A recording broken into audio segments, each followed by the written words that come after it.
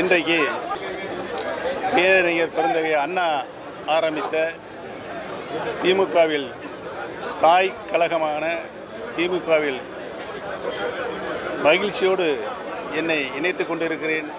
ஓ Panneerselvam டிஎம்கேல join பண்ணிட்டாரு. இது ஒரு பெரிய அரசியல் ட்விஸ்ட். இதுக்கு முன்னாடி 1996 2001 வரை இவர் பெரிய குளம் முனிசிபாலிட்டியில் சேர்மனாக இருந்தார்.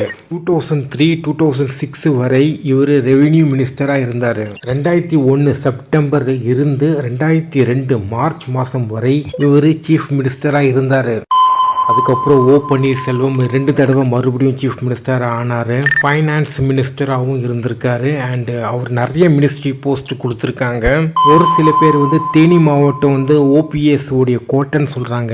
ஆனால் அதுக்கு தனிச்சையாக அது நிரூபணம் ஆகலை. ஒரு முக்கியமான விஷயம் என்னென்னா, அவர் ஜெயலலிதாவோட மிகப்பெரிய விசுவாசி, ஸ்ட்ராங்கான ஒரு லாயலிஸ்ட். இப்போ டிஎம்கே கூட ஜாயின் பண்ணியிருக்காரு. இப்போ ஓபிஎஸ்க்கு போடி நாயக்கன்னூர் என்ற இடத்த கொடுக்க போகிறதாக ஒரு தகவல் இருக்கு.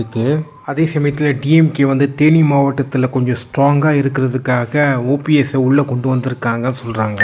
இதுக்கு பின்னாடி ஜாதியோடைய ஓட்டு வங்கியும் இருக்குது. நான் இதுவரை டிஎம்கேக்கு ஏன் ஓட்டு போட்டான்னா, அதோடைய கொள்கை, அதோடைய தத்துவம், சமூக நீதி. அதிமுக ஓப்பனாகவே ஜாதி வெறியான ஒரு கட்சி. டிஎம்கே அந்த அளவுக்கு இல்லை, மறைமுகமாக தான் இருக்கும், இன்விசிபிளாக இருக்கும். அதுக்கு இது பரவாயில்ல அப்படின்ற ஒரு எண்ணத்தில் தான் டிஎம்கேக்கு ரொம்ப அதிகமான சப்போர்ட். பன்னீர்செல்வம் டிஎம்கேக்குள்ளே இணைஞ்சிருக்கு.